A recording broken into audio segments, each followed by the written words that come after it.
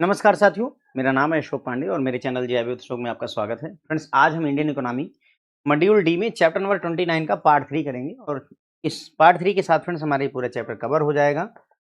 अब हम क्या डिस्कस करने वाले हैं फ्रेंड्स, तो यहाँ पर हम इस पर्टिकुलर चैप्टर में लेक्चर में हम functions of financial market discuss करेंगे कि भाई फाइनेंशियल मार्केट के क्या-क्या काम होते हैं और प्राइस डिस्कवरी क्या होती है, ये भी हम यहाँ पर जानेंगे। तो 2 टॉपिक हैं जो हमें डिस्कस करने हैं और इसी के साथ फ्रेंड्स ये हमारा पूरा चैप्टर यहाँ पर कवर हो जाता है।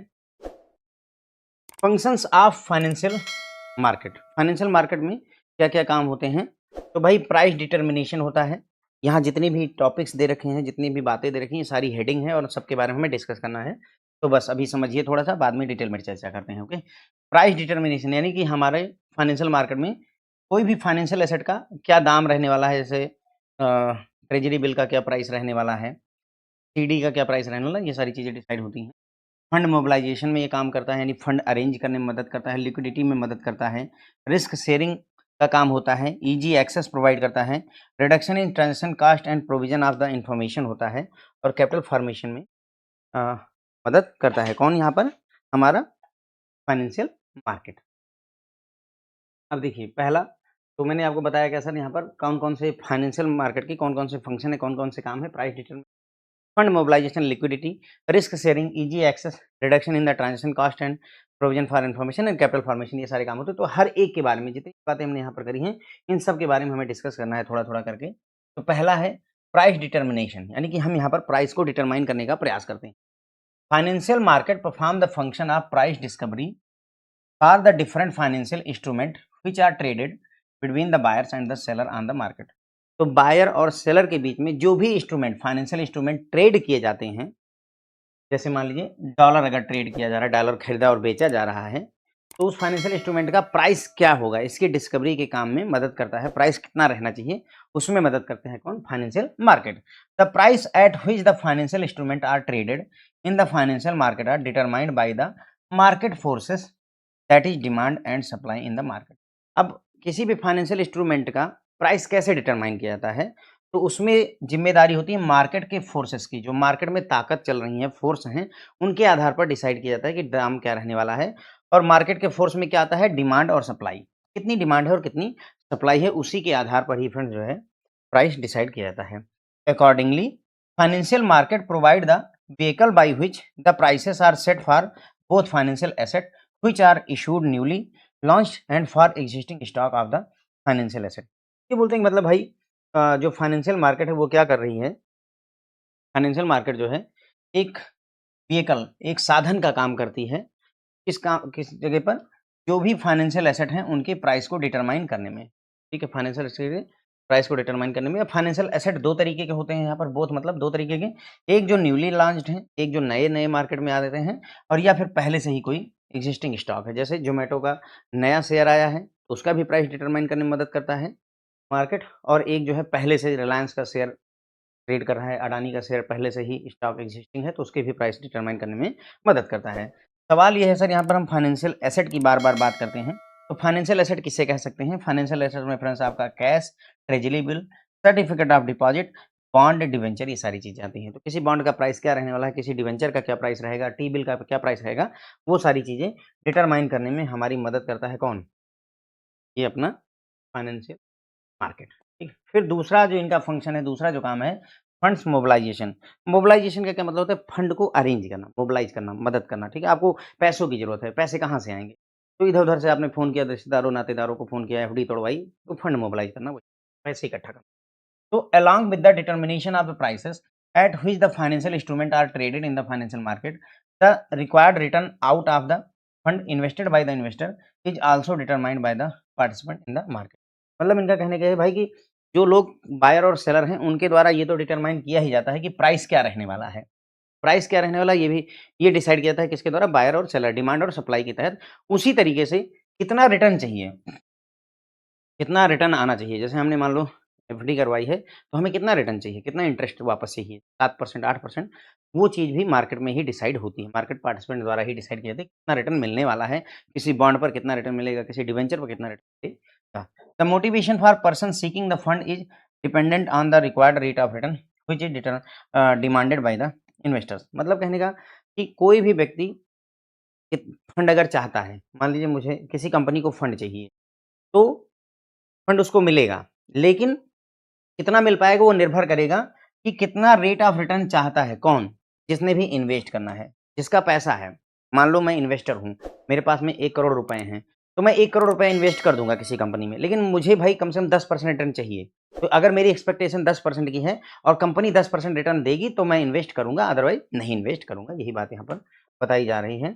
It is It is this function यानी कि fund mobilization of the financial market that determine how the funds which are available from the lenders or the investors will get allocated among the entities that are in need for the funds or raise the fund by means of issuing the financial instrument. The financial कहानी बहुत सारी है, समझने की बात ये है कि फंड मोबिलाइजेशन के थ्रू ही ये होता है। क्या क्या क्लियर होता है कि भाई लेंडर के पास पैसे हैं, यानी कि बैंकों वगैरह के पास, लोन देने वाले के पास पैसे हैं, या जिन्होंने सेव करके रखा इन्वेस्टर जिन्हें कहते हैं उनके पास पैसे हैं। अब ये पैसा कितना पैसा किसके पास जाएगा, किस एंटिटी को मिलेगा, किस कंपनी को कितना पैसा मिलेगा, वो फंड मोबिलाइजेशन के थ्रू ही क्लियर होता है। ठीक है, और इसमें फंड रेज और तरीके से भी किया सकता है। कैसे? फाइनेंशियल इंस्ट्रूमेंट इश्यू करके भी फंड रेज किया सकता है।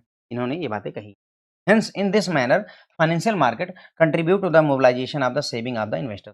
अगर हम सही से समझें तो जो भी इन्वेस्टर्स, जो लोग हैं, जो आपके सेविंग, जो आपकी सेविंग्स हैं, इन्वेस्टर बोलते हैं, उनकी जो सेविंग है उसको मोबिलाइज करने में मदद करता है कौन? Financial market. ठीक है, समझ गए? तो देखिए, हमने यहाँ पर भाई बात करी कि फाइनेंशियल मार्केट में क्या-क्या काम होता है, प्राइस डिटरमिनेशन, फंड मोबिलाइजेशन होता है और भी बहुत सारे हैं। फिर हमने उसमें से उठाया प्राइस डिटरमिनेशन।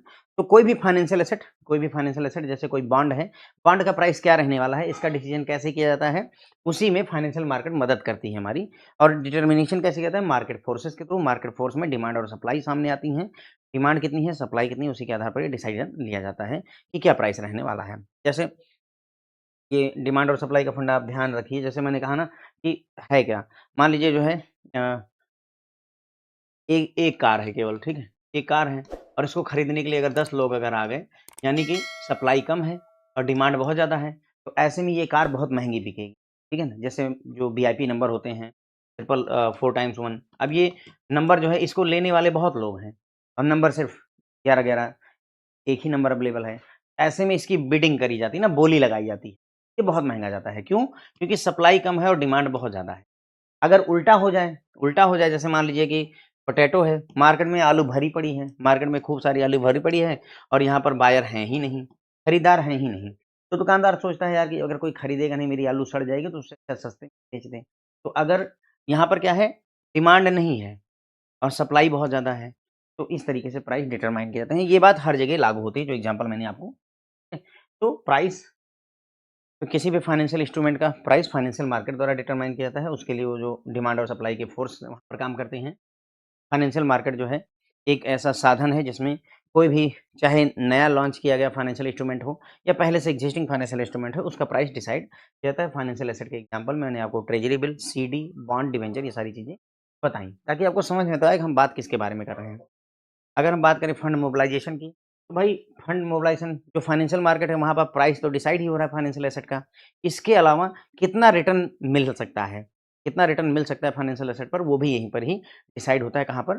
फाइनेंशियल मार्केट में। और ये कौन डिसाइड करता है? पार्टिसिपेंट्स। वही डिमांड और सप्लाई के थ्रू ये भी डिसाइड किया जाता है, ठीक है? अब कोई व्यक्ति अगर फंड चाहता है फाइनेंशियल मार्केट से, तो उसको फंड मिलेगा, लेकिन वो क्या उतना रिटर्न, रेट ऑफ रिटर्न देना चाहता है जितना इन्वेस्टर चाहते हैं? अगर इन्वेस्टर जितना रेट ऑफ रिटर्न चाहते हैं उतना अगर देगा, तो 100% है कि आपको पैसे मिलेंगे। इसीलिए देखिए जो पोंजी स्कीम होती है बहुत सफल होती हैं। पोंजी स्कीम मतलब ऐसी स्कीम जो ऑफ़िशियल नहीं होती हैं। सहारा भी एक तरीके की पोंजी स्कीम ही है। मतलब आपको 40% का रिटर्न दे रहे हैं। एफडी पे आपको 6% का रिटर्न मिल रहा है बैंकों से, ये 40% का साल में रिटर्न आपको देते हैं। तो आपको लगता है कि यार 40% तो बहुत अच्छा रिटर्न है, ढाई साल में मेरा पैसा जो है रिटर्न आ जाएगा। तो ये पोंजी स्कीमें होती हैं। तो अब क्या है, रिटर्न बहुत अच्छा है तो इसलिए आप भी पैसा वहाँ इन्वेस्ट करते हैं, बाद में डूब जाता है करके, ठीक है? उसके बाद में फंड मोबिलाइजेशन फाइनेंशियल मार्केट में ये डिसाइड करती है भाई कि जो फंड जो है लेंडर के पास में और जो इन्वेस्टर के पास पैसा अवेलेबल है वो किस एंटिटी को, ठीक है? जिनको पैसों की ज़रूरत है, भाई कंपनियों को पैसों की ज़रूरत है, तो वो पैसा कैसे मिलेगा, या सरकार को भी पैसों की ज़रूरत होती है, वो सारी चीज़ें फंड मोबिलाइजेशन के थ्रू डिसाइड होती हैं, ठीक है? तो जो भी इन्वेस्टर्स की सेविंग है, उसके मोबिलाइजेशन में मदद करता है कौन? Financial market. अब आता है तीसरी चीज़ होती है लिक्विडिटी। तीसरा जो काम है लिक्विडिटी। लिक्विडिटी का मैंने आपको समझाया था कि कोई चीज़ अगर आसानी से कैश में कन्वर्ट हो जाए तो उसे मोस्ट लिक्विड कहा जाता है। जैसे ही सोना है, गोल्ड, अगर हम गोल्ड को चाहें तो तुरंत ही कैश में कन्वर्ट हो सकता है, कोई मनाही नहीं है, तो ये बहुत ज़्यादा लिक्विड होता है। तो यहाँ पर देखिए liquidity function of the financial market provide an opportunity to the investor to sell their financial instrument at their fair value prevailing in the market at any time during the working hour of the market. तो इनके हिसाब से liquidity का मतलब ये हुआ, अगर मान लो मेरे पास में रिलायंस के 100 शेयर हैं, 100 शेयर मेरे पास में हैं और मैं इन 100 शेयर को जब चाहूँ तब बेच दूँ भाई वर्किंग आवर में। अब ये नहीं कि रात के 11 बजे मुझे ध्यान आ रहा है तो नहीं। अगर शेयर मार्केट चल रही है उस समय मेरा मन करता है कि मैं 100 शेयर रिलायंस के बेचना चाहता हूँ या 1 लाख शेयर मेरे पास हैं और मैं 1 लाख शेयर रिलायंस के बेचना चाहता हूँ और मैं अगर बेच सकूँ, अगर मैं बेच पाऊँ, तो फ्रेंड्स इसका मतलब है कि हमारी मार्केट बहुत लिक्विड है। सिंपल सी बात ये होती है, ठीक है? In case there is no, और वो भी बेचना तो चाहते हैं लेकिन एट फेयर वैल्यू, मतलब ये ना हो कि औने पौने भाव में हमने मान लीजिए 1000 रुपए का रिलायंस का शेयर खरीदा, तो ये नहीं कि मैं उसे 600 में निकालूंगा, नहीं, फेयर प्राइस पर उचित दाम पर बेचूंगा। ऐसा नहीं कि 100 रुपए का बेच दूं, नहीं करूंगा वो, ओके? तभी उसे लिक्विड मार्केट बोला जाता है। In case there is no liquidity in the financial market, अब मान लो कि लिक्विडिटी है ही नहीं फाइनेंशियल मार्केट में, तो क्या होगा? Then the investor will have to forcibly hold the financial securities और financial instrument until the condition arises in the market for selling those assets or issuer of the security is obligated contractually to pay for the same that is at the time of maturity of the debt। मैं बताता हूँ क्या बता रहे हैं ये। देखिए, मान लो मार्केट में लिक्विडिटी नहीं है, मेरे पास में रिलायंस के 1 लाख शेयर हैं, मैं इसे बेचने जाता हूँ लेकिन कोई खरीदार मौजूद ही नहीं। तो अगर कोई खरीदार मौजूद नहीं है तो मुझे क्या करना होगा? मुझे मजबूरी में इस फाइनेंशियल एसेट को होल्ड करके रखना होगा भाई। कब तक? जब तक कि मार्केट में 1 लाख शेयर बिकने की स्थिति ना आए, जब तक मार्केट अच्छी ना हो जाए, खरीदने वाला कोई खरीदार ना आ जाए, तब तक मुझे इसे होल्ड करके रखना पड़ेगा। अच्छा ना रखें होल्ड करके तो सर आप बेच सकते हैं, लेकिन फिर वही बताया ना मैंने कि 1000 रुपए का शेयर है, आप इसको 200 रुपए में बेचिए, कोई ना कोई तो खरीद ही लेगा, लेकिन आपको बहुत नुकसान हो जाएगा। पर अगर आप चाहते हैं कि नहीं मुझे नुकसान नहीं सहना है, तो सर आपको फिर होल्ड करके रखना होगा, अपने अपने एसेट को, फाइनेंशियल इंस्ट्रूमेंट को रोक करके रखिए। जब मार्केट की कंडीशन अच्छी हो, तभी आप उसको बेच सकते हैं, ठीक है? या फिर जिसने भी वो सिक्योरिटी इश्यू करी है, जिसने भी उस, मान लो वो कंपनी है, मान लो रिलायंस ने शेयर इश्यू करा हुआ है, तो वो कॉन्ट्रैक्ट के तहत ऑब्लिगेटेड है कि उसको जो है पेमेंट करनी पड़ेगी। मतलब कहने का मान लीजिए किसी कंपनी ने बॉन्ड इश्यू किया है, बॉन्ड 5 साल में मैच्योर होने वाला है, तो अगर 5 साल पूरे हो गए, तो भाई उस समय ऑब्वियसली आपका जो 5 साल पूरे हुए, तो बॉन्ड का जो पैसा वो आपको रिटर्न मिलेगा, ठीक है? मतलब कहने का, या तो आप होल्ड करके रखो जब तक कि मार्केट की कंडीशन सही ना हो जाए, या फिर मैच्योरिटी ना आ जाए। 2 सीन में से कोई ना कोई एक सीन होना पड़ेगा, तभी आपको बेनिफिट रहेगा, अगर लिक्विडिटी मार्केट में नहीं है तो, okay? Thus in the financial market investor can sell their securities readily and convert them into cash, thereby providing the liquidity. तो बोलते हैं कि अगर हम फाइनेंशियल मार्केट में, अगर इन्वेस्टर अपनी सिक्योरिटी को तुरंत बेच सके, रेडीली तुरंत ही बेच सके और उसको कैश में कन्वर्ट कर सके, तो आप मानिए कि हाँ भाई लिक्विडिटी मार्केट में देयर इज ए लिक्विडिटी। मुझे उम्मीद है कि आप लिक्विडिटी का मतलब अब समझने लगे होंगे। तो लिक्विडिटी में क्या होता है, इन्वेस्टर अपने फाइनेंशियल इंस्ट्रूमेंट को अगर फेयर प्राइस पर बेच सके, किसी भी समय वर्किंग आवर में जब मार्केट ऑपरेशनल हो उस समय बेच सके, तो हम बोलते हैं कि मार्केट हाईली लिक्विड है। और अगर लिक्विडिटी मार्केट में मौजूद नहीं है, तो भाई या तो अपना शेयर, अपना बॉन्ड होल्ड करके रखो जब तक कि मार्केट में अच्छी कंडीशन ना आ जाए कि हाँ वहाँ पर बायर आ जाएँ, और या तो फिर जो है मैच्योरिटी डेट आ जाएगी तो आपको पैसे मिल जाएँगे। 2 केस आपको होंगे। उसके बाद में फाइनेंशियल मार्केट में इन्वेस्टर अगर अपनी सिक्योरिटीज़ को आसानी से बेच सके और उसको कैश में कन्वर्ट कर सके, तो भाई इसका मतलब है कि लिक्विडिटी। फिर आ जाता है sir risk sharing. Financial market risk sharing में मदद करती है। Financial market perform the function of risk sharing as the entities which are undertaking the investment are different from the person who have invested their saving entity. मतलब ये बोलते हैं कि financial market में रिस्क की शेयरिंग होती है। क्यों? क्योंकि जिस, मान लो आपने टीसीएस में इन्वेस्ट किया, तो टीसीएस अलग है और यहाँ पर जिस व्यक्ति ने इन्वेस्ट किया है राम, वो अलग है।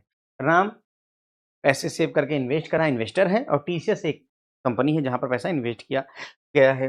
With the help of financial market की सहायता से the risk is transferred from the entity which undertake the investments to those investors who have provided fund for making those.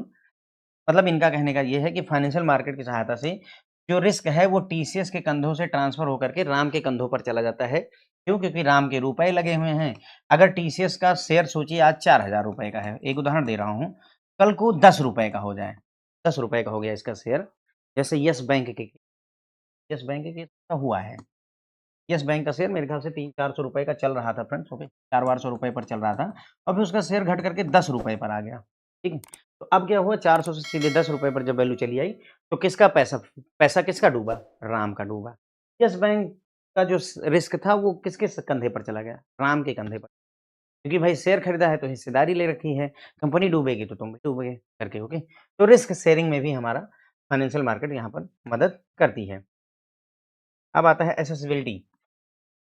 Accessibility, industries required investors for raising fund and the investors require the industries for investing their savings and earning the return from them। मतलब कहने का भाई, कंपनियों को लोग चाहिए ताकि वो पैसा रेज कर सकें, पैसा इकट्ठा कर सकें उनसे, और लोगों को कंपनियां चाहिए, इंडस्ट्री चाहिए ताकि वो अपनी सेविंग जो कुछ भी बचा है उसको उसमें इन्वेस्ट कर सकें और बदले में इंटरेस्ट कमा सकें, ठीक है। तो दोनों की म्यूचुअल नीड होती है।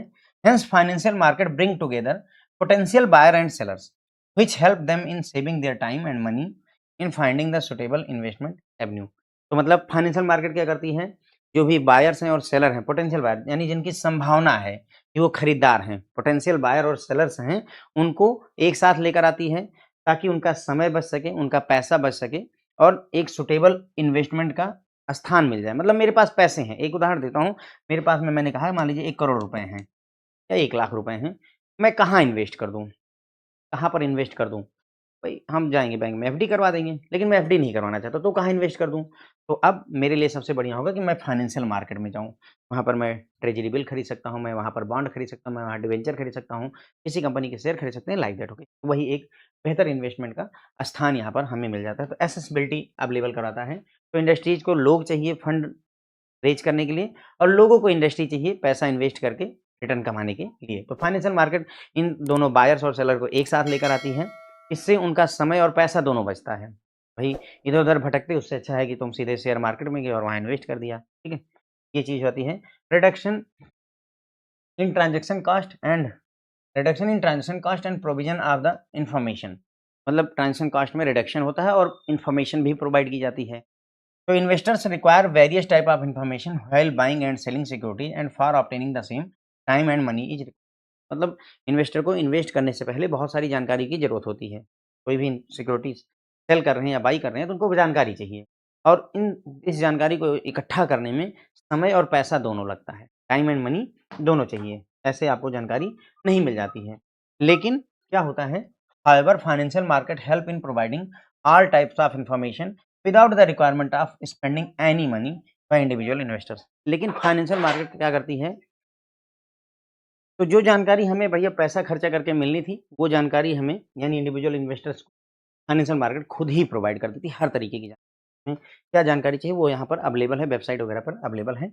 In this way the financial market reduce the cost of transaction, और इस तरीके से ट्रांज़ैक्शन की कॉस्ट घट जाती है। जो पैसा इधर-उधर आपको वेस्ट करना था, वो पैसा आपका बच जाता है। तो इस तरीके से ट्रांज़ैक्शन की कॉस्ट रिड्यूस हो जाती है। तो यहाँ पे उन्होंने बताया भाई कि किसी भी सिक्योरिटी को खरीदने या बेचने से पहले इन्वेस्टर को जानकारी चाहिए। उसको ये जानकारी चाहिए कितने रेट पर अभी बेचा जा रहा है और क्या रेट बढ़ सकता है, नहीं बढ़ सकता है। कंपनी की फाइनेंशियल पोजीशन कैसे है, ये सारी जानकारी उसको चाहिए होती है, ठीक है? और इसमें समय और पैसा दोनों ही लगता है। किसी कंपनी के बारे में जानकारी चाहिए तो कंपनी जाइए, वहाँ पता करिए करके, ओके? ये सारी चीज़ें होती हैं। लेकिन फाइनेंशियल मार्केट हेल्प करता है सभी तरीके की जानकारी इंडिविजुअल को फ्री में अवेलेबल करवाता है, इसके लिए पैसे नहीं इन्वेस्ट करने पड़ते हैं। तो इस तरीके से फाइनेंशियल मार्केट जो है ट्रांज़ैक्शन की कॉस्ट को रिड्यूस कर देता है। फिर आता है 7वां जो इसका फंक्शन है, कैपिटल फॉर्मेशन। किसी कंपनी में कैपिटल पूँजी बनाने में ये मदद करता है। Financial market provide the channel through which the new savings flow into economy and this add in capital formation. तो फाइनेंशियल मार्केट एक चैनल है, एक माध्यम प्रोवाइड करता है, जिससे जो नई सेविंग है, आप अगर मान लीजिए अभी-अभी आपकी नौकरी लगी है, तो आप क्या करोगे? म्यूचुअल फंड खोलोगे, है ना? म्यूचुअल फंड में इन्वेस्ट करोगे या फिर आप आरडी करवाओगे, एफडी करवाओगे, कुछ ना कुछ करवाओगे या हो सकता है शेयर खरीदो। तो इस तरीके से जो आपकी नई सेविंग है, वो इकोनॉमी में फ्लो होकर के आती है, क्योंकि पैसा आपसे गया, बैंक में गया, म्यूचुअल फंड में गया, तो वो इकोनॉमी में जाता है और इस तरीके से वो कैपिटल के फॉर्मेशन में हेल्प करता है, कैपिटल बनाने में मदद करता है। ठीक है फ्रेंड? तो बस ये बातें हो गई हमारी कि क्या-क्या फंक्शंस होते हैं जो फाइनेंशियल मार्केट द्वारा निभाए जाते हैं। तो फंक्शंस में हमने देखा कि भाई प्राइस डिटरमिनेशन में मदद करता है। किसी बॉन्ड का क्या प्राइस रहने वाला है इसको डिटरमाइन करने में हमारी फाइनेंशियल मार्केट मदद करती है और इसमें मदद करने में अ, डिमांड और सप्लाई यहाँ पर बहुत बड़ा फैक्टर होता है। फंड मोबिलाइजेशन में मदद करता है। बहुत सारे लोगों से पैसा ला करके कंपनियों को प्रोवाइड करने में ये मदद करता है। कौन? Financial market. लिक्विडिटी, लिक्विडिटी हम तब कहेंगे जब अगर हम अपना कोई शेयर बेचना चाहते हैं और आसानी से बिक जाए तो उसे लिक्विडिटी कहेंगे। अगर आसानी से नहीं बिक रहा है तो जब तक अच्छी स्थिति ना आ जाए तब तक या तो हम होल्ड करके रखते हैं तो मैच्योरिटी आ जाएगी तो पैसा मिल जाता है। रिस्क शेयरिंग में मदद करता है। जो रिस्क है वो कंपनियों के सर पर ना रह करके इन्वेस्टर के कंधों पर चला जाता है, क्योंकि अगर पैसा डूबेगा तो इन्वेस्टर का डूबेगा। ठीक है। ईजी एक्सेस यानी कि हमें मार्केट की एक्सेसिबिलिटी आसानी से मिलती है। हमें जो जानकारी चाहिए, हमें अगर कहीं पैसा इन्वेस्ट करना है तो हमें आसानी से पता चलता है कि हाँ, हम फाइनेंशियल मार्केट में जाकर के पैसे को इन्वेस्ट कर सकते हैं। ट्रांज़ैक्शन कॉस्ट के रिडक्शन में भी मदद करता है, क्योंकि इन्फॉर्मेशन समय पर प्रोवाइड होती है, फ्री ऑफ कॉस्ट प्रोवाइड होती है फाइनेंशियल मार्केट में, तो ऐसे में ट्रांज़ैक्शन की कॉस्ट घट जाती है। कैपिटल फॉर्मेशन में जो नए लोग नई सेविंग्स होती हैं, वो सारी की सारी जो है म्यूचुअल फंड में, शेयर मार्केट में या टी-बिल में या फिर जो है बॉन्ड में इन्वेस्ट करते हैं लोग, जिसकी वजह से कैपिटल फॉर्म होकर के सामने आती है। ठीक है ना? तो बस इतनी बातें हमें यहाँ पर डिस्कस करनी थी। अब आता है सर अगला topic, price discovery.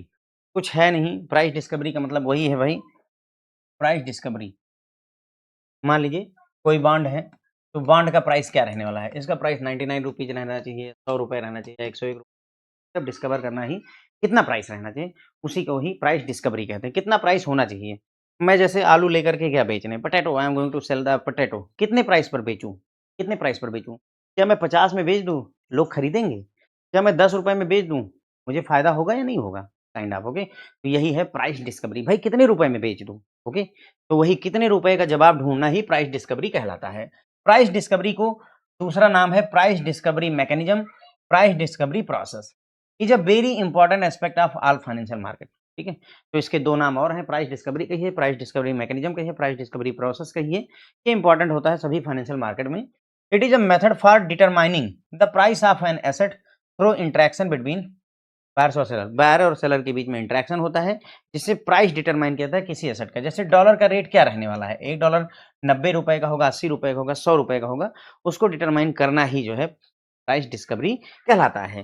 Price discovery enables buyer and seller to set the market price of tradable asset. मतलब प्राइस डिस्कवरी बायर और सेलर को इस योग्य बनाता है कि वो जो भी ट्रेडेबल एसेट है, ऐसा एसेट जिसको खरीदा बेचा जा सकता है, ट्रेड किया जा सकता है, उसका प्राइस सेट किया जा सकता है बायर और सेलर द्वारा प्राइस डिस्कवरी प्रक्रिया के द्वारा। This is because the mechanism of price discovery set out what seller are willing to accept and what buyers are willing to pay. और ऐसा क्यों होता है? प्राइस डिस्कवरी से क्या फायदा होता है?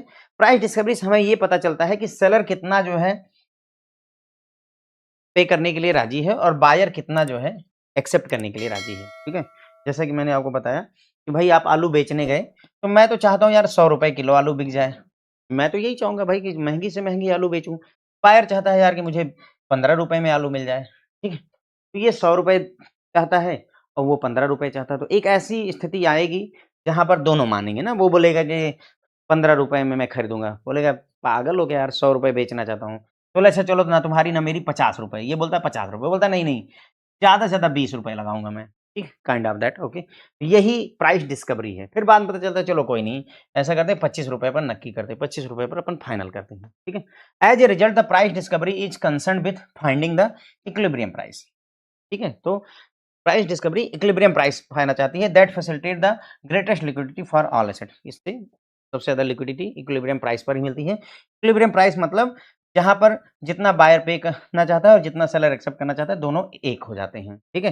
जैसे बायर आलू खरीदना चाहता है ₹25 की और सेलर आलू बेचना चाहता है ₹25 की, तो यही ₹25 ही जो है इक्विलिब्रियम प्राइस कहलाता है। और इसी प्राइस पर ही जो है सौदा होगा भी। इसी प्राइस पर सौदा होगा। अब ये है कि there are number of factors which determine the level of price discovery.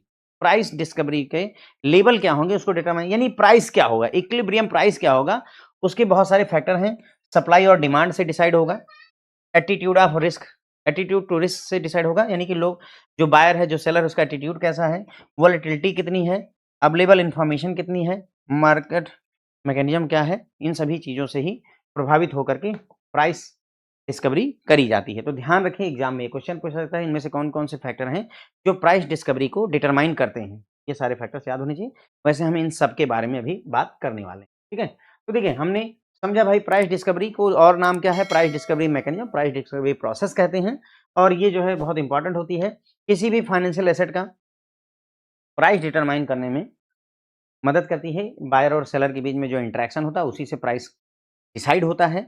Buyer और सेलर्स ये जान पाते हैं कि किस रेट पर हम किसी चीज़ को खरीदें या बेचें, क्योंकि यहाँ पर ये पता चलता है प्राइस डिस्कवरी से कि सेलर क्या क्या रेट एक्सेप्ट करना चाहता है और बायर क्या रेट पे करना चाहता है। एज ए रिजल्ट एक इक्विलिब्रियम प्राइस निकल करके आता है जो लिक्विडिटी प्रोवाइड करता है, ठीक है? नंबर ऑफ फैक्टर्स हैं जो कि डिटरमाइन करते हैं प्राइस डिस्कवरी को, उसमें मतलब कौन-कौन आता है लेवल ऑफ प्राइस डिस्कवरी में? तो कौन-कौन से फैक्टर हैं जो प्राइस डिस्कवरी को प्रभावित करते हैं? तो supply and demand, attitude, risk, volatility, available information, market mechanism, सबके बारे में हमें डिस्कस करना है, तो नॉट टू वरी, हम करेंगे सप्लाई एंड डिमांड से प्राइस डिस्कवरी में प्रभाव पड़ता है। Supply and demand are two greatest factor which determine an assets price and which in turn dictate how crucial price discovery mechanism are for traders. मतलब supply और demand दो great factor हैं जो किसी एसेट का प्राइस डिसाइड करते हैं और ये भी बताते हैं कि भाई प्राइस डिस्कवरी ट्रेडर्स के लिए बहुत महत्वपूर्ण होती है। For example if demand is higher than supply, इन्होंने बोला भाई कि अगर डिमांड ज़्यादा है सप्लाई से, जैसे मैंने कहा कि 11-11 नंबर जो है सिर्फ एक ही नंबर है, एक ही नंबर प्लेट है 11-11 की और तो इसकी डिमांड बहुत ज़्यादा है, इसको खरीदने वाले मान लीजिए 10 लोग हैं। तो भाई अगर 10 लोग एक ही नंबर प्लेट को खरीदेंगे तो बहुत महंगाई होगी। The price of an asset will increase, price क्या होगा? एसेट का इंक्रीज करेगा। भाई सीधी सी बात है, एक अनार 100 बीमार वाली स्थिति है, तो अनार महँगा बिकेगा ही बिकेगा, okay? As buyers are willing to pay more because of its scarcity, क्यों? क्योंकि यहाँ बायर ज़्यादा पे करने के लिए तैयार है क्योंकि सामान की स्कैरसिटी है, कमी है। तो नंबर प्लेट 11-11 सबको चाहिए, राजा सबको बनना है। तो अगर राजा बनना है तो ज़्यादा पे करने के लिए 5-5 लाख रुपए, 10-10 लाख रुपए तक नंबर प्लेट बिकती है, ओके? तो प्राइस बढ़ जाता है। ऑन द कंट्रेरी अगर उल्टा देखा जाए, if supply is higher than demand, then buyers will not be prepared to pay as much as they perhaps would have had the supply been low.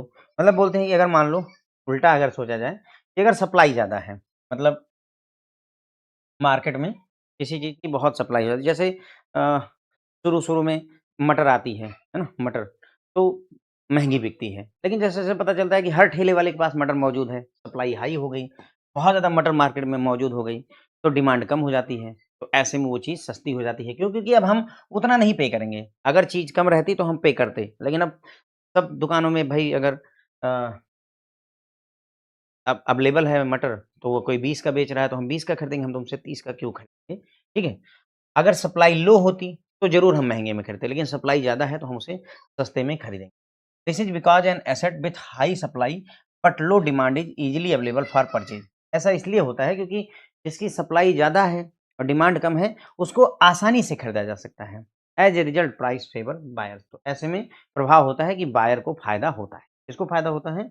Buyer को फ़ायदा होता है। इसीलिए देखो आईफ़ोन वगैरह जब आता है तो पता चलता है आउट ऑफ स्टॉक हो गया। आप दुकान पर जाएँगे दे हैव द स्टॉक पर उसे आउट ऑफ स्टॉक लगा देते हैं। आउट ऑफ स्टॉक क्यों लगा देते हैं? क्योंकि इससे पता चलता है कि भाई स्कैरसिटी है, कमी है, डिमांड ज़्यादा है और सप्लाई कम है, तो आप ज़्यादा प्राइस पे करने में ऐतराज़ करेंगे, ठीक है? In the market where supply and demand are relatively equal, the price is said to be in equilibrium as there is an equal number of buyers and sellers, meaning that prices are fair to both parties. तो अब सौदा उसी स्थिति में होगा जब supply और demand equal हों, ऐसे में वो प्राइस इक्विलिब्रियम पर होगा, यानी इक्वल नंबर ऑफ बायर्स हैं, इक्वल नंबर ऑफ सेलर्स हैं, तो ऐसे में जो प्राइस होगा वो फेयर रहेगा, उचित रहेगा दोनों पार्टियों के लिए। बायर के लिए भी उचित रेट है वो और सेलर के लिए भी उचित रेट है। Price discovery enables trader price discovery enables the trader to determine whether buyers or seller are dominant in the market and what a fair market price is at any point of time. तो price discovery क्या करती है? ये मदद करती है कि मौके पर मार्केट में कौन जोर मतलब किसका दबदबा है, या बायर का दबदबा है या सेलर का दबदबा है, कौन डोमिनेट कर रहा है, ये पता करने में प्राइस डिस्कवरी मदद करती है कि मौके पर हावी कौन है, बायर या सेलर, और साथ ही साथ में फेयर मार्केट प्राइस क्या रहेगा किसी पर्टिकुलर पॉइंट ऑफ टाइम। 10 बजे फेयर मार्केट प्राइस क्या है ये भी पता करने में मदद करता है। कौन हमारा ये प्राइस डिस्कवरी, ठीक है। तो हमने देखो यहाँ पर बात की भाई कि जो है बहुत सारे फैक्टर्स हैं जो प्राइस डिस्कवरी में डिटरमाइन करने में मदद करते हैं। सप्लाई और डिमांड, एटीट्यूड, रिस्क। उसमें हमने सप्लाई और डिमांड में देखा भाई कि सप्लाई और डिमांड दो सबसे मतलब किसी वस्तु का प्राइस डिसाइड करने में, किसी आर्टिकल का प्राइस डिसाइड करने में सबसे important factor supply and demand है, ठीक है। इससे ये पता चलता है भाई कि कौन कितना पे करने के लिए तैयार है। अब अगर डिमांड ज़्यादा है, सप्लाई कम है, यानी लोग चाहते ज़्यादा हैं और अवेलेबल कम है, तो ऐसे में चीज़ क्या होगी? महँगी होगी, ठीक है? सोना वगैरह इसी तहत आ जाते हैं। और कोई चीज़ ज़्यादा है और उसके खरीदार कम हैं, तो वो जो है सस्ती होती है। तो वो आपका आलू वगैरह जब बहुतायत आ जाए, मटर बहुत ज़्यादा आ जाए, गोभी बहुत ज़्यादा मार्केट में आ जाए, तो हम सब्जियों से देख सकते हैं कि भाई क्या होता है कि बहुत ज़्यादा अगर गोभी अवेलेबल हो गई मार्केट में, कद्दू-वद्दू पता चलता है कि एक-एक ₹10-10 ₹2-2 के एक-एक कद्दू बेचना शुरू कर देते हैं, जो ₹10 किलो, ₹20 किलो होता है, जब बहुत ज़्यादा डिमांड मतलब सप्लाई बढ़ जाती है। मार्केट में अगर देखा जाए तो सप्लाई और डिमांड जब इक्वल होती है, प्राइस को इक्विलिब्रियम प्राइस कहा जाता है और ये इस समय इक्वल नंबर ऑफ बायर्स और सेलर होते हैं, यानी कि जितना हम 1 क्विंटल आलू चाहते हैं और 1 क्विंटल आलू अवेलेबल है, ऐसी स्थिति होती है और यहाँ पर एक फेयर प्राइस आता है, उचित प्राइस दोनों पार्टियों को मिलता है। प्राइस प्राइस डिस्कवरी हमें डिटरमाइन करने में मदद करता है, ये जानने में मदद करता है कि मौके पर मार्केट में सेलर हावी है या बायर हावी है, ओके। और फेयर मार्केट प्राइस क्या होना चाहिए इसमें भी मदद करता है। फिर आता है एटीट्यूड्स टू रिस्क। रिस्क को लेकर के एटीट्यूड कैसा है ये भी जो है प्राइस डिसाइड करने में मदद करता है। अ बायर और sellers attitude to risk can greatly affect the level at which a price is agreed between the two market participant. तो बायर और सेलर का जो एटीट्यूड है रिस्क को लेकर के वो बहुत ज़्यादा प्रभावित कर सकता है प्राइस को। दो मार्केट पार्टिसिपेंट के क्या प्राइस रहने वाला है उसको प्रभावित करने में मदद करता है। एक उदाहरण के तौर पर if buyer is willing to take on risk of a fall in price for the potential reward on a large rise in the price, they might be willing to pay a little more in order to secure their exposure to the market। मतलब इनका कहने का ये है कि अगर हम $1 मान लो अभी ₹90 का चल रहा है और ये जो बंदा है वो ये सोचता है कि अगर मान लो डॉलर का रेट घट के ₹80 भी हो गया तो मुझे कोई नुकसान ज़्यादा नहीं है, मैं इतना रिस्क लेने को तैयार हूँ। तो उस समय वो फ़ायदा भी कमा सकता है कि अगर हो गया $1 ₹100 का हो गया, तो वो फ़ायदा भी कमा सकता है, जो इनका कहने का मतलब है, ठीक है? मतलब कहने का कि अगर आप घाटा सहने की लॉस सहने की क्षमता अगर रखते हैं, जैसे रिलायंस का शेयर आपने लिया ₹1000 का, आप सोचते हैं कि चलो कोई नहीं अगर 600 तक चला गया, 700 तक चला गया तो इतना रिस्क मैं ले सकता हूँ। तो हो सकता है कि ₹1000 का जो शेयर है, वो कल को 1200, 1400 का भी हो जाए। It is possible, okay? तो वही बोल रहे हैं कि अगर बायर रिस्क लेने के लिए तैयार है, तो वो ज़्यादा पे करने के लिए भी तैयार होगा, है ना? This would mean that the price was set higher than assets intrinsic value might otherwise dictate. मतलब कहने का तो ऐसे में क्या होगा कि हम किसी एसेट का प्राइस उस नॉर्मल से ज़्यादा सेट कर देंगे। क्यों? क्योंकि हम भाई रिस्क लेने के लिए राज़ी हैं। ओके, हम रिस्क लेने के लिए राज़ी हैं कि कोई बात नहीं अगर घटेगा तो भी हम मैनेज कर लेंगे। तो ऐसे में हमने प्राइस बढ़ा करके सेट कर दिया। जैसे कोई प्लॉट बिक रहा है, अभी मार्केट में उसका प्राइस ₹4000 चल रहा है, ₹4000 का। लेकिन आपको लगता है नहीं ये लोकेशन बहुत अच्छी है, पोटेंशियल है इसमें, तो आप उसका प्राइस जो है ₹5000 स्क्वायर फीट भी पे करने को अगर तैयार हो जाते हैं, तो जो रेट होना चाहिए था आप उससे ज़्यादा देने के लिए तैयार हो गए 5000। क्यों? क्योंकि आप रिस्क लेने के लिए तैयार हैं कि अगर मान लो ₹4000 से घट कर के भी रेट आता है, 5000 में मैं खरीदूँगा, अगर इससे घटकर भी रेट आता है तो वो रिस्क मैं लेने के लिए राज़ी हूँ। ओके? तो इंट्रिंसिक वैल्यू से ज़्यादा हम दाम लगा देते हैं। In such a scenario the asset is overbought and it could expect a fall in the coming days और वीक। मतलब इसकी वजह से क्या होता है कि जो एसेट है ओवरबॉट कर लिया जाता है। ओवरबॉट मतलब भाई सबको ये उम्मीद है कि जो रिलायंस का शेयर है वो ऊपर चढ़ेगा। तो ऐसे में बहुत सारे लोग जो है रिलायंस का शेयर खरीद लेते हैं और बाद में वो गिर जाता है। ये इनका मतलब है। तो risk to attitude to risk भी डिसाइड करता है कि किसी एसेट का प्राइस क्या रहने वाला है। तो बायर और सेलर का एटीट्यूड रिस्क को लेकर के कैसा है वो बहुत ज़्यादा प्राइस को प्रभावित करता है। ठीक है? उदाहरण के लिए अगर बायर जो है फॉल इन द प्राइस में मतलब किसी रिलायंस के शेयर के प्राइस में अगर फॉल होता है और उस रिस्क को जो है लेने के लिए अगर कोई कस्टमर राज़ी है, तो उसको फ़ायदा भी होगा।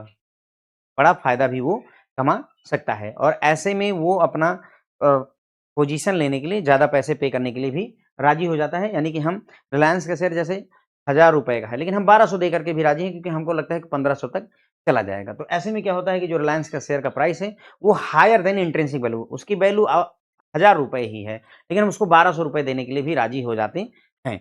अब इस स्थिति में क्या होगा कि 1000 रुपए की चीज़ 1200 रुपए में सभी खरीदने लगे, तो अगर 1200 में खरीदोगे तो ओवर बाट हो जाएगा, बहुत ज़्यादा लोगों ने खरीद लिया, फिर बाद में उसकी वैल्यू मतलब उसका स्थिति गिरेगी ही गिरेगी, इसमें कोई डाउट ही नहीं है। एसेट इज ओवर बाट and it could expect a fall in coming days, तो आने वाले दिनों में वैल्यू या दाम घट सकता है। बात करते हैं वॉलेटिलिटी की।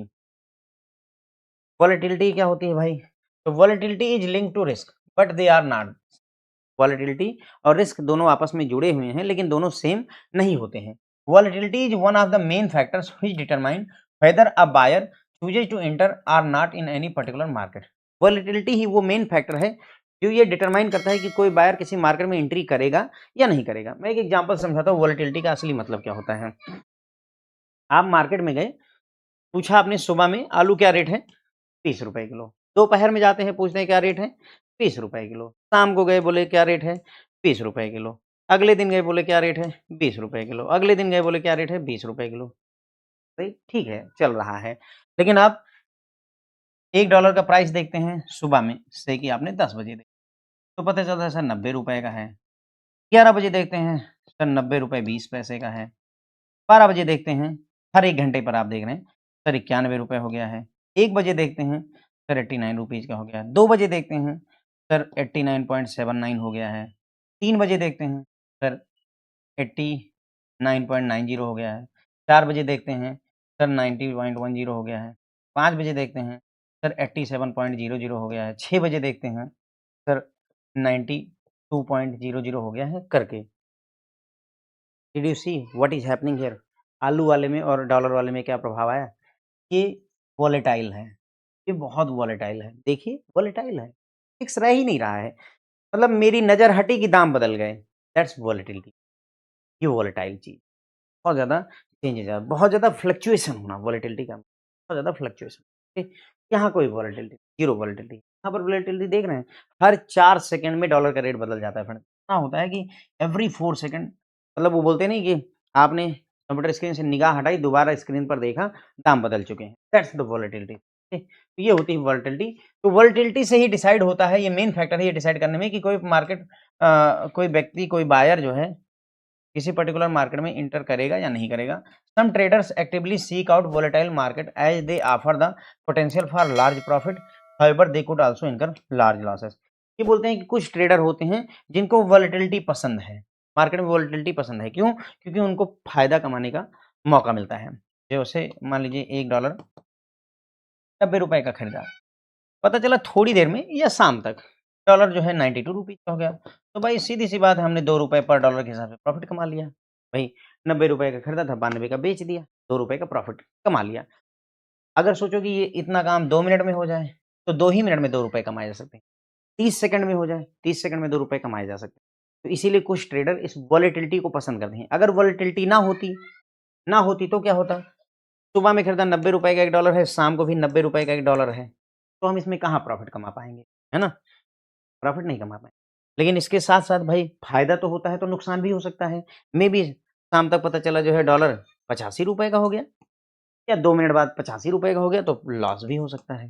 तो दोनों चांसेस हैं। तो वही बोल रहे हैं कि some traders seek out volatile market. कुछ कुछ ट्रेडर को वोलेटाइल मार्केट ही पसंद आती है, क्योंकि वहाँ पर पोटेंशियल बहुत होता है, बड़ा प्रॉफ़िट कमाने का पूरा चांस होता है, लेकिन लॉस भी भयंकर हो सकता है।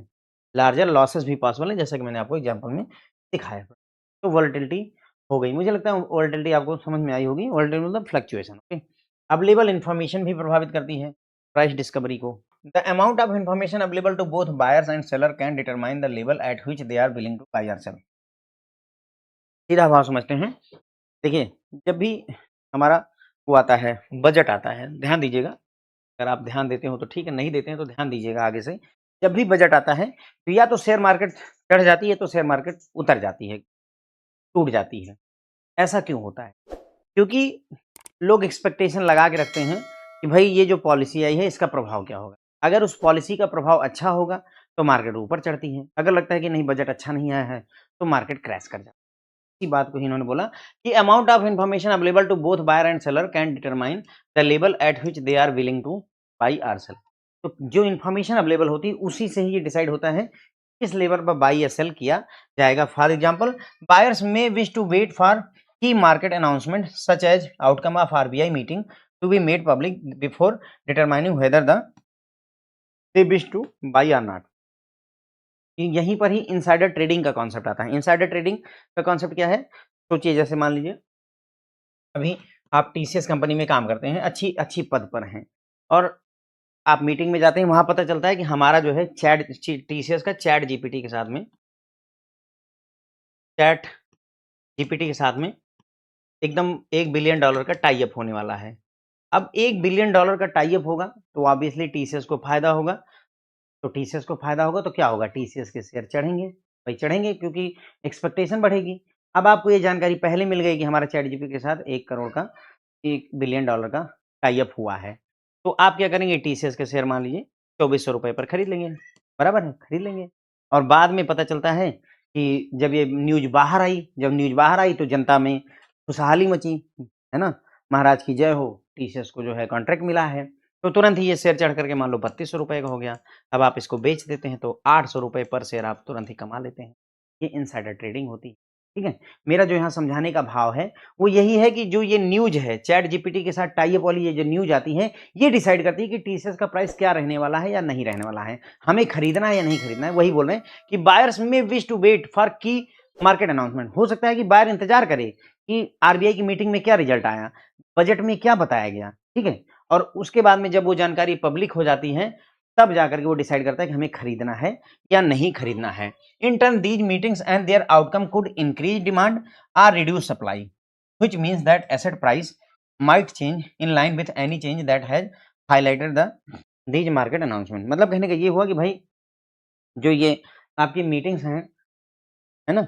और उनके जो रिजल्ट्स हैं, चाहे वो बजट की मीटिंग हो, चाहे ये आरबीआई की मीटिंग हो, सेबी की मीटिंग हो, किसी तरह की मीटिंग है, उन मीटिंग में क्या हुआ, उससे या तो डिमांड इंक्रीज हो सकती है या सप्लाई घट सकती है या बढ़ सकती है, दोनों हो सकता है, जिससे एसेट का प्राइस बढ़ता है या घटता है। एसेट का प्राइस बढ़ता है या घटता है डिपेंडिंग अपॉन कि मार्केट में क्या अनाउंसमेंट हुई। ठीक, ये बात हो गई फ्रेंड्स, ओके। तो अवेलेबल इन्फॉर्मेशन, जो इन्फॉर्मेशन अवेलेबल है वो भी जो है प्राइस को डिसाइड करने में प्रभाव डालती है, ठीक है? मुझे कोई शेयर खरीदना है या नहीं खरीदना है, इन्फॉर्मेशन के आधार पर ही डिसाइड मैं कर पाऊँगा। जैसे आरबीआई की मीटिंग में क्या आया, बजट में क्या अनाउंसमेंट की गई है, ठीक? मीटिंग के रिजल्ट क्या, बजट अच्छा आया, तो क्या होगा? या तो डिमांड बढ़ जाएगी किसी पर्टिकुलर चीज़ की, है ना? या जैसे पता चला कि सरकार ने सोलर पे सब्सिडी बहुत दे रखी है। इसका मतलब है कि सोलर सेक्टर बूम करेगा, सोलर कंपनियों के शेयर ऊपर चढ़ते हैं, like that, okay. Price discovery का एक एग्जांपल देखते हैं और उसके बाद में चार्ट को पहले समझते हैं। प्राइस डिस्कवरी का एक एग्जांपल है। तो यहाँ पर सर ये प्राइस दिया हुआ है, ये क्या है? आपका डिमांड है, और ये क्या है सर? आपकी सप्लाई है। यहाँ पर हम मान लीजिए लिख देते हैं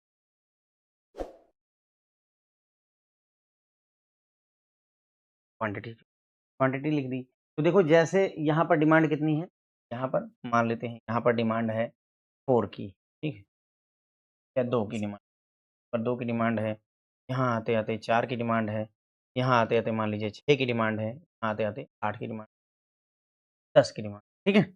इसी तरीके सप्लाई देखें, तो यहाँ 2 की सप्लाई है, यहाँ 4 की सप्लाई है, लाइक दैट, ओके। इस तरीके की स्थिति।